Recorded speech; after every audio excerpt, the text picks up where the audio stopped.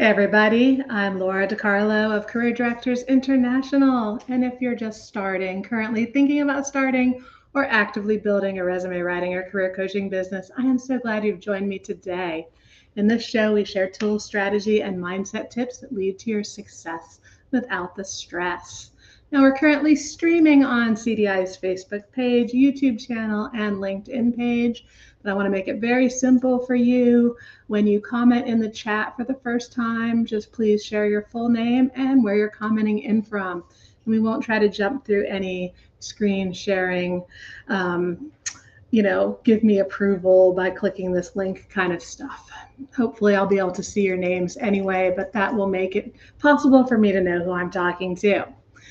If you don't know me yet, my goal is to become your not so secret superpower. At Career Directors International, we provide everything you need to love and excel at what you do so you can make a difference while also earning an exceptional living as a career industry professional.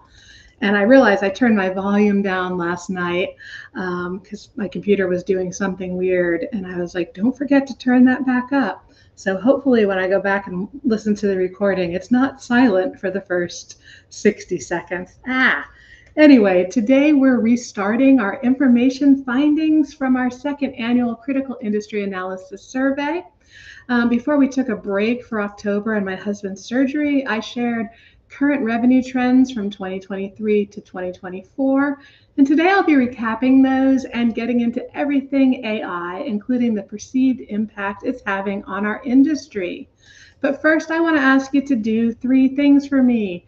1, let me know who you are in the chat. And I'm looking at it now. I don't see anybody checking in yet, but remember, give me your full name and where you are joining us from. Second, if you have questions today while I am sharing information, please put them in the chat. This is where we participate and converse, and I don't feel like I'm talking into a void. And third, be sure to like, follow, and or subscribe depending on your platform so that you don't miss when I go live every week at 3:45 p.m. Eastern on Wednesday. Okay, so let me put my little title up here for today. I'll just let that run for a little bit. So we are talking about the perceived impact of AI on resume writers and career coaches in 2024. And let's see, I see somebody has commented in the chat. Debbie from Iowa. Hi, Debbie, welcome. I don't know which Debbie it is, but I only see LinkedIn user and then what you typed, but I'm glad to have you with us. If you're all ready, why don't you give me a ready or get started in the chat now? And while you're doing that, before I get into the AI data, I want to share a chart around revenue recap. It's what I shared in the last show, State of the Industry 2023-2024 revenue trends. I didn't have a chart at that time. Let me see, hopefully that will be the first page of my chart here. Let's see, Debbie Marshall. Okay, hi Debbie. Yes, it is the first page. Okay, and I need to, just give me a second here. I need to take that top banner off. Oh, I hope I remember to put that back up.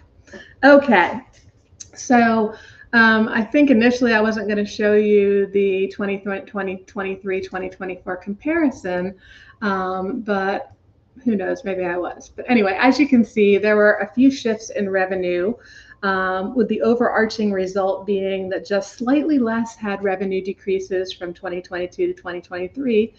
And we saw a shift to more staying the same from year to year versus increasing. And so I don't know if when that came out of my mouth, that didn't necessarily make sense. So what I'm saying is there are 28%, my revenue has, I did this wrong. Okay, I had to fix this because it wasn't showing. I'll have to fix this when I put the replay with the downloadable PDF file for those who are members of CDI and get the recording. My revenue has decreased, is this gray one here, and it was 28% in 2020, from 2022 fall to 2023. it does say decreased. Oh, I have a crease right there from my camera, and it looked like it said increased. So I was panicking that somehow I had changed the wording. So what I was trying to get across is we had a 28% decrease in, 28% said they were decreasing. But in the 2023 to 2024, only 26% said they were decreasing. So I thought that was very positive. And yes, well, we had 44% who increased, in the prior year, and we only have 26%. That was made up completely with those who stayed the same. So to me, this was very positive information. And I just wanted to start with that as a recap, since it has been several weeks since we met. And let me just put my thing up. Okay, there we go. All right, so to me, this just makes sense because this market we've been in, and with or without the impact of AI, it's just been very crazy this year. And I'll talk more about that a little bit later. Good news, silver lining. I've been hearing from many resume writers over the last 2 weeks that business is starting to dramatically pick up again. So I'm hoping that's true for you. And let me know in the chats what your thoughts are on, what you're seeing here with the revenue, how it resonates with you, and what you're seeing and hearing. Nobody needs to out themselves about their current situation, but I do love the feedback, since, obviously we only hear from those who take the time to fill out the survey. All right, let's move on to looking at AI, its usage, and its perceived impact. Which of course I've saved perceived impact for last, but it's also valuable. And the perceived impact is the only thing I have a chart for you today on. So the rest, you'll just kind of have to go with the flow and listen closely as I break this down. So first, I'm going to talk about current active use of AI from, what we determined from the Critical Industry Analysis Survey. Okay, so I've divided this by those who were declining in revenue, those who stayed the same, and those who were increasing. I know that can be a little bit confusing, but at the same note, I think it's really interesting to have that, overlying information instead of just saying, in general, this is what everybody was doing. So for those who were declining in revenue in the past year, 20% were not using AI at all. Which I just find so surprising that, and the number actually goes up with the other groups. Yeah. So the top uses for AI in order. So 70% used it for keyword analysis, 40% used it for resume content, and all the following at 30%: profile strategy, cover letters, social strategy for self and clients, interview coaching, marketing, and image design. And then we dropped to 20% usage for cover letters and personal branding. So that's those who were declining. Those who stayed the same, 33.3% of those did not use AI at all in their either their practices or their services.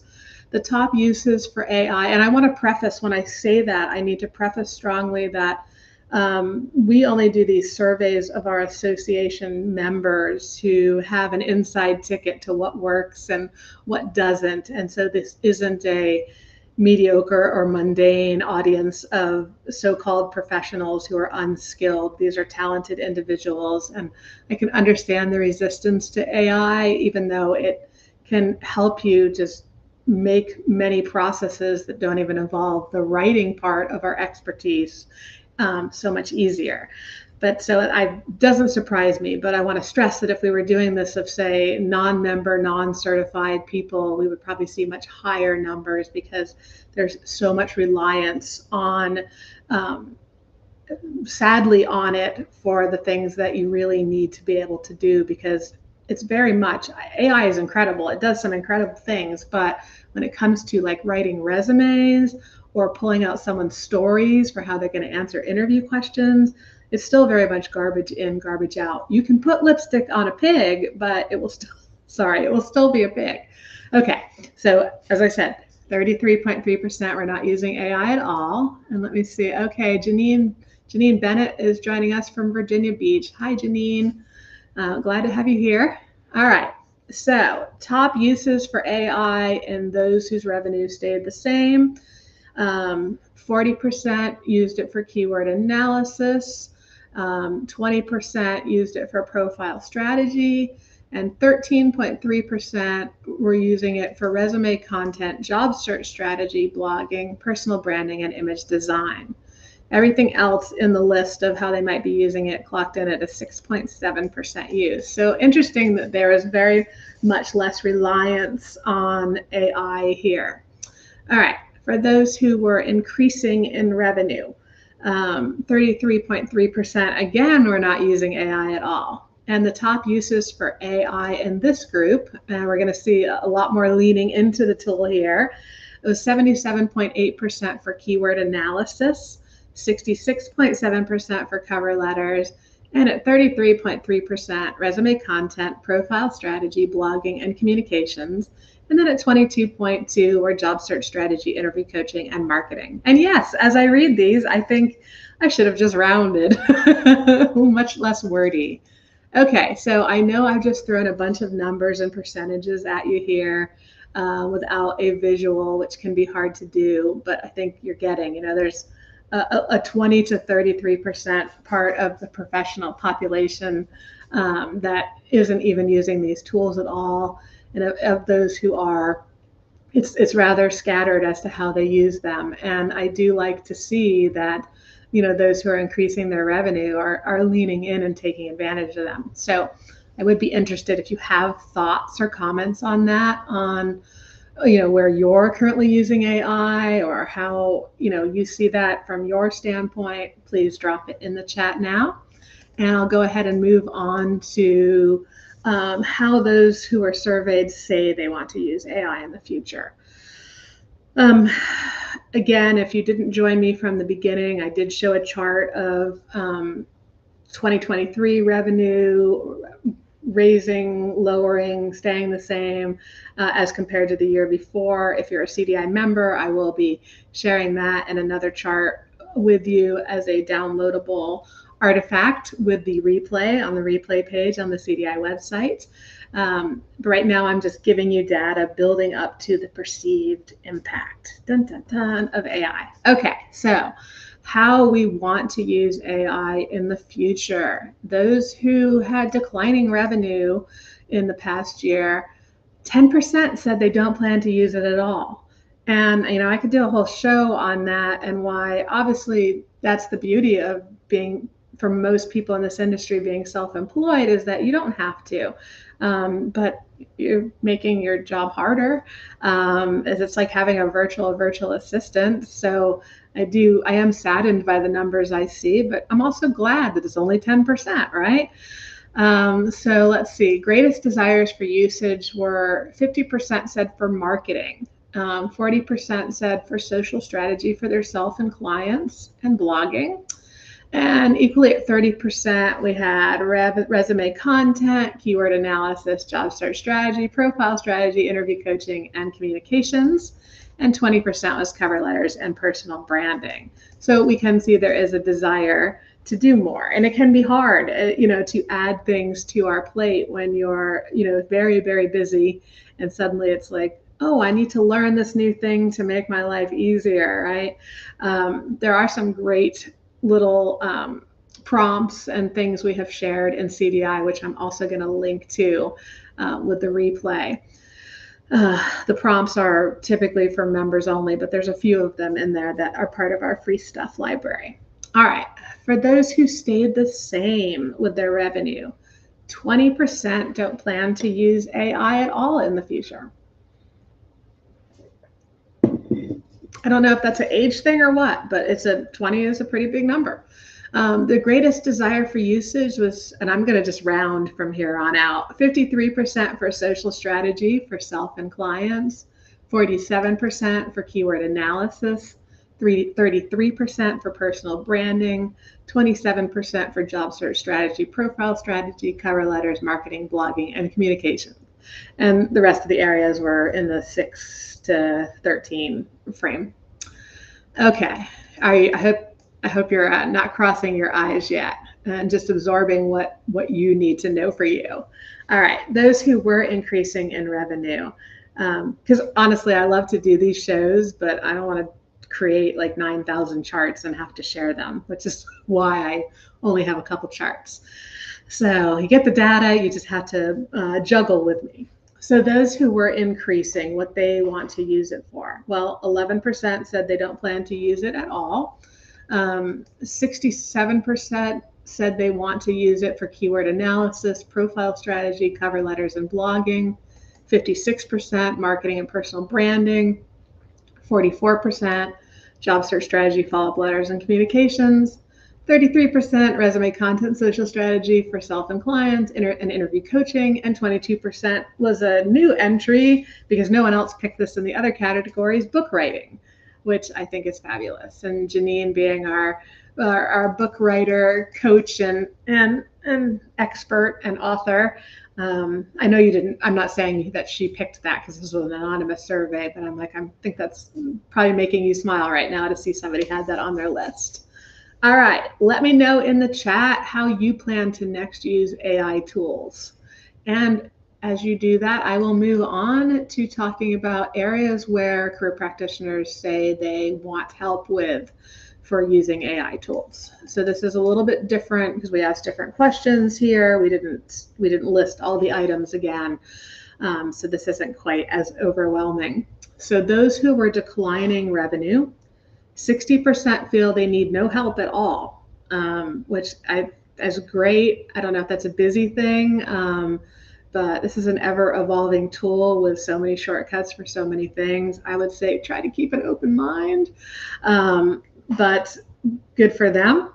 I'm not sure if that's tied directly to them declining in revenue, because I know for myself, I've been self-employed for 30-ish years now, and the responsibilities I have in my job today are about 70% more than they were even a decade ago.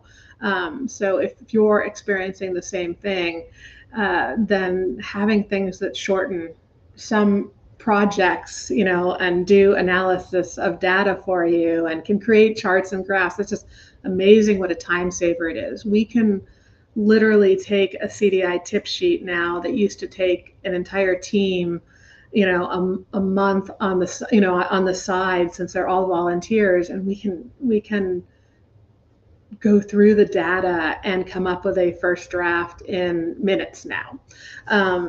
Obviously, it's finessed by humans, and I'm not in any way saying that's something you should do with your resumes. No, there has applications in that way. But I'm talking about ways that AI just can make your job as an entrepreneur easier.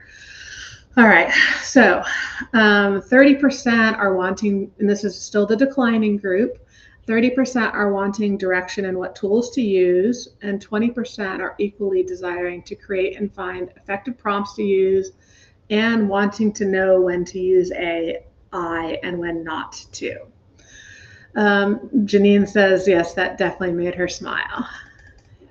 All right, those who stayed the same, what they want help in. So 27% said they feel they need no help. 47% want help educating prospects on why AI can't do what a professional can. Also creating and finding effective prompts to use and knowing when to use AI and when not to. And 33% was asking for help deciding which tools to use. And those who were increasing in revenue in the past year. So 22% feel they don't need any help with AI. 56% want help deciding which tools to use. 44% want help creating and finding effective prompts and knowing when to use them or not use them being AI. And 33% want help on educating prospects on why AI can't do what a pro can do, which is something we've put out there several times. So that tells me there's a call for that to keep happening. Okay, let me know areas you think you'd like help with in using and applying AI in the chat, or if you agree with some of what you heard. And we will move on to what you, I know, are probably tuned in for, which is the percentage who perceive AI is negatively impacting them in 2024. So I'm going to torture you and I'm going to read you the 2024 data findings first, and then I will share the comparison charts. And I'm doing this mostly because it's easier for me to go over it this way and then put the visuals on the screen. So declining, those who had declining revenue. This was spread across the spectrum, with only 10% believing AI wasn't hurting them at all. Another 10% rated it as having a less than 20% impact. Another 20% said it was a 40% impact, and 30% said it was a 50% impact, while 30% felt it was impacting them 60 to 80%. Now, don't panic, okay? I need you to stay with me here while I read these. We call this perceived impact because I know last year it wasn't AI. The only people who we were able to determine were truly affected by AI and their practices last year were those who were in the 300 or less price point, because they were in that, well, cheap, free, might as well be a DIY kind of thing. I'll just use AI. And it really came down to marketing. So, and this has been a crazier year than normal for so many reasons. So just stay with me here. These can sound kind of scary, but these are perception based. These aren't necessarily in any way, shape, or form people who have been like, well, I changed my marketing 100% and this still happened. We're going to go into stuff like that as we go on. But today we're just purely looking on what they perceived. So those who stayed the same. Staying the same was similar to declining, but slightly more optimistic. So those who had revenue that stayed the same in the last year, 20% felt it wasn't impacting them at all. 13% felt it was, less than 20%. 33% felt it was 40 to up to 50%, and 33% felt it was up to 60 to 80%. And I grouped those together. So, the 30, 40 and this, because I thought it would just be easier to swallow. And it's all separated out, I think, in the chart, I think. Okay, for those who were increasing in revenue in the last year, they looked different. The 11% felt it wasn't impacting them at all. 44% felt the impact was between 10 and 30%, and 44% felt it was between 50 to 60%. There was nothing higher than 60% on those whose revenue was increasing. And that's right where, I know 50 to 60 still sounds painful, but that's actually a good thing. We can glean from the fact that we've got increasing revenue, we've got less fear. There are things that are being done by these practitioners, or skills or marketing strategies that are making the difference, that, as you're going to hear me say so much as we go forward, no room for mundane and mediocre to stand out in today's world. Okay, if you are willing, let me know what you see as the perceived impact here, what you've been experiencing, if you think AI is really a problem. And I know that the chat is very quiet. I don't know if that's because I'm bowling you over with information, or because you just, I don't want to share my personal standing, and I get that. That's why I've tried to, gauge these questions to be more focused on what you think about what you're hearing or what you've seen from others. All right, I don't see anything in the chat, so I'm going to pull up the chart on this, and we're going to initially see for just a second the first chart that I showed earlier, and let me get that bar off the top so we can see everything. Let me go to the other page.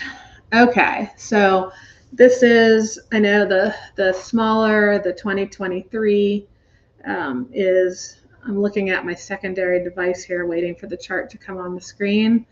Let me know if you can see it in the chat. I don't see it streaming live on Facebook yet, so I'm trying not to be talking too far ahead here. Can you see it? Oh, there it is. Okay, so eventually it will get to the perceived negative impact of AI on career services businesses in 2024 and compared to 2023. Okay, so I grouped here according to these percentages, and we can see that it was, I mean, honestly, it was more optimistic looking. We grouped everyone together last year, as you can see here in the chart, and we were more grouped in the super optimistic with 32%, saying 0 to 10%, not at all, basically, is what that is. And then we've got like 10 to 20% now this year. And then it's just going up and down, where our crest is really in the 40 to 60% realm. So I'd love to hear your thoughts on this. I hope you are not, like I said, crying. I'm going to talk to this here now. I'll leave this up here on the screen for just a moment to see if anybody has anything they want to add or ask.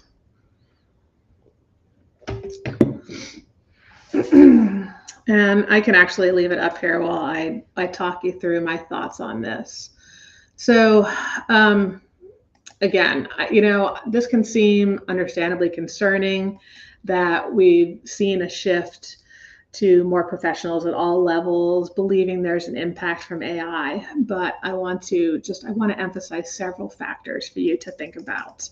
Do I think AI is an impact? Yes, I do, to some degree. Do I think it is insurmountable for career industry professionals? No, I don't. But okay, so first point I want to make is that whenever something new has come on the career services scene, and we've specifically seen this with resume writing, as that's where it's happened more over the years, there's always been a degree of panic and, kind of scarcity disaster thinking among some career practitioners. And you know how it is. It's like if somebody loves a restaurant, you may not hear anything about it online, but if they had a bad experience, they're going to complain. So there are examples of this in resume writing where it seemed like the sky was falling and this was the end, oh dire being, like when we first got resume writing software, and later when we got resume writing templates. Those were gonna just completely tank resume writing. No one was going to pay for it if they had those things. AI, it's very much an exciting new toy. And while it will continue to develop, just like templates and software, it can only take someone so far. Remember what I said about the lipstick on a pig earlier. So, not everybody, obviously we have our 10, 20, 33% of career practitioners who aren't playing with it. But I would ask you, if you're not playing with it, how do you know that you're better than it? You play with it for a little bit, you're going to see its weaknesses and what it can't do. And it's going to strengthen your position on selling job seekers on why they need a pro, if for any reason you're unclear on why that is now. But you and I'd love to hear your experience with this in the chat, but job seekers, unless you're targeting people at that 300 and less price point with your services, many of them are going to quickly realize that it's not giving them the edge that custom career documents from multi-certified and award-winning pros can provide. Additionally, while it's a huge trend right now for unskilled resume writers to think they can have a business based on AI, it's not going to be sustainable for those who don't know how to question, how to write, how to design, and how to remove the tags that show their content is AI generated. It's not going to go away.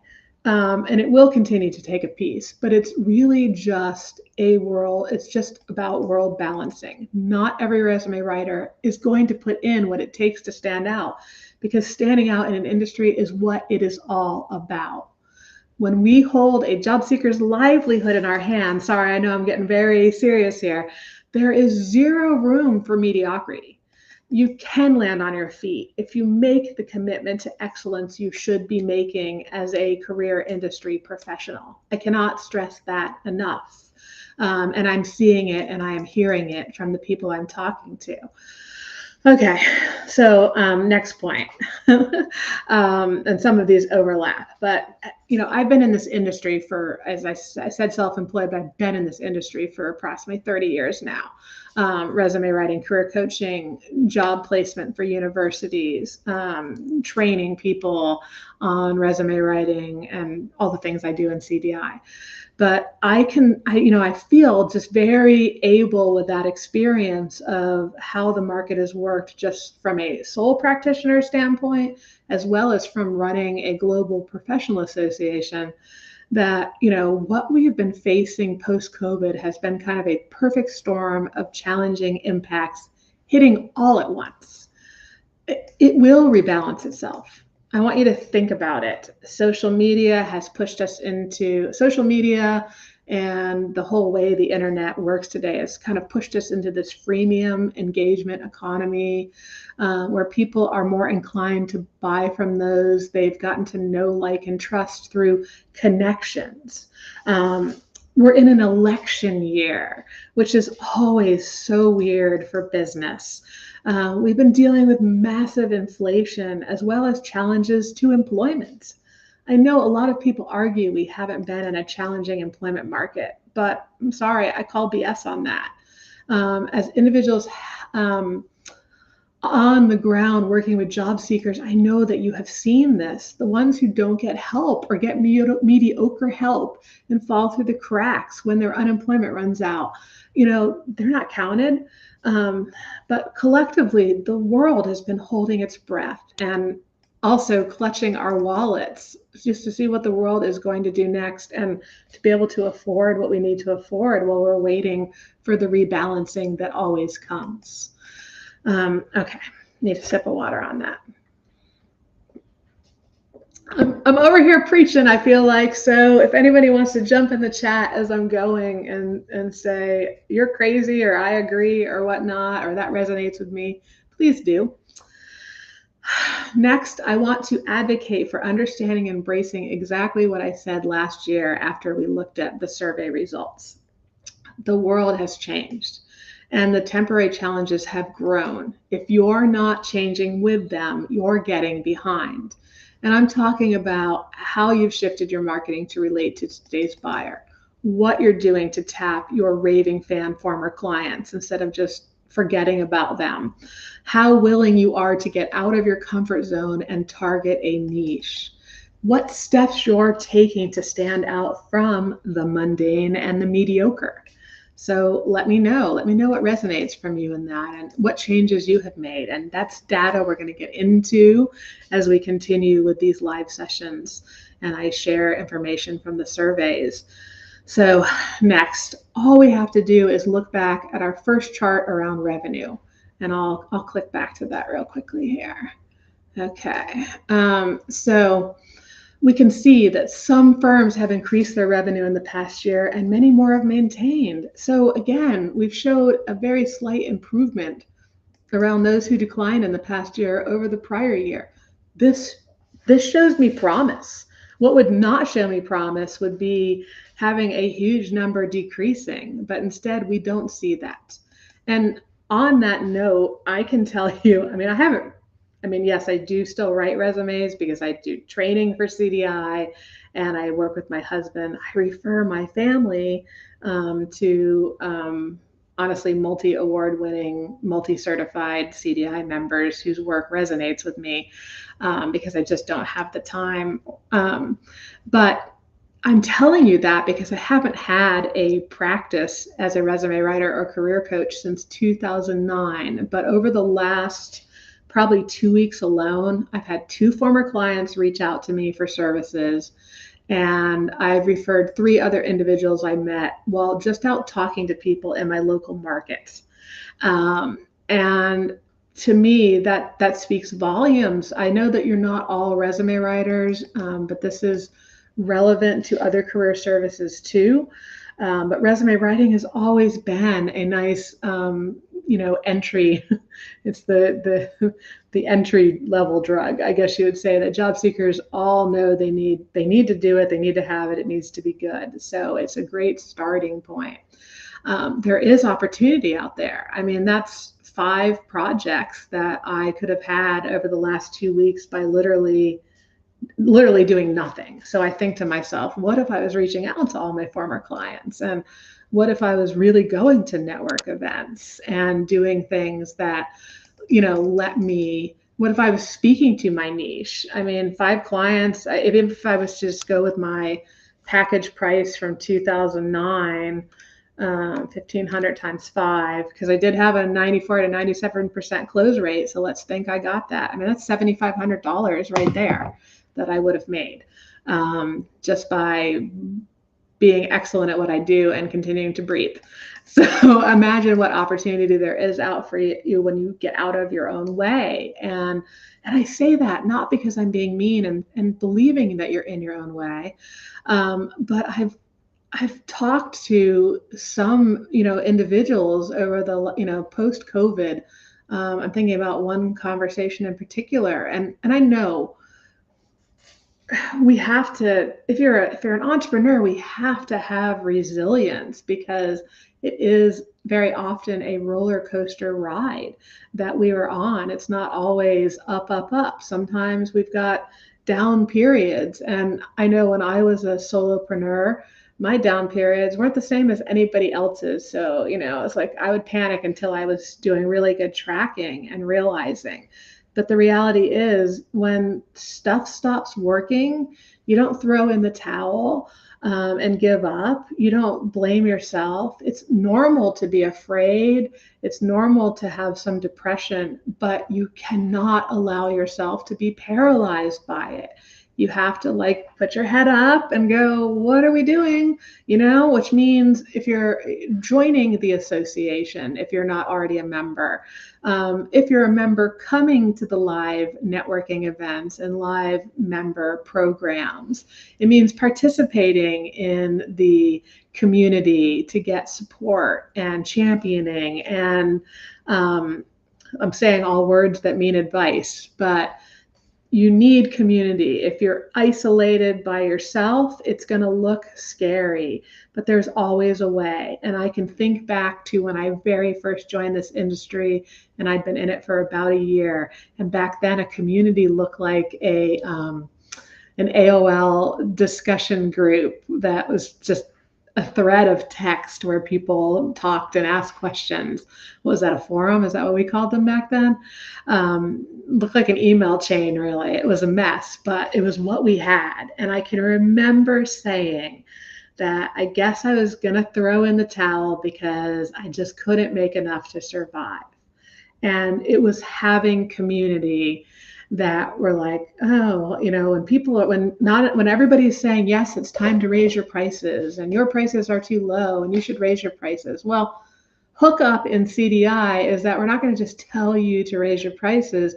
We've got the surveys to tell you what other people are charging and what the market looks like. We've got the done for you script and process that lets you have I hope I never have to go back to a career service practitioner, because I have shared this process and script with everyone that those who use it tell me their close rate is in the 90th percentile, and they're typically doubling and tripling what they asked. We have this one grid quote where somebody says, it was like I was giving away gold, where they used to have being in their car as an excuse for not being able to pay. This client tried to pay me while driving. He didn't even want to wait. It was like he was afraid he would lose me and I was giving away gold. And really, there's always a way. Does everybody survive? No, because some people get paralyzed. Some people go off and get depressed. Some people feel like, well, I don't want to have to do anymore. I already paid my dues. And that's not what being an entrepreneur is about, unfortunately. I wish it was, because I would buy that lottery ticket tomorrow to that solution. But if you're like most of us, and those who have joined, I know Deborah Schuster isn't here with us right now, but she has a great testimonial in CDI where she talks about, and let you see me again, because this is just weird that I'm just talking over a chart. But Deborah has a great testimonial where she talks about how, it reinvigorated her joy after 25 years in the industry to become a CDI member. And that's what I love. I might be, I talk about being resilient and being in it and everything, but I'm like the first person to get grumpy when, I just liked the status quo and things are good. And, why did it have to change? And I don't want to learn and do more. But what happens every single time I learn and do more? Revitalization, happiness, joy, excitement, pride, confidence, and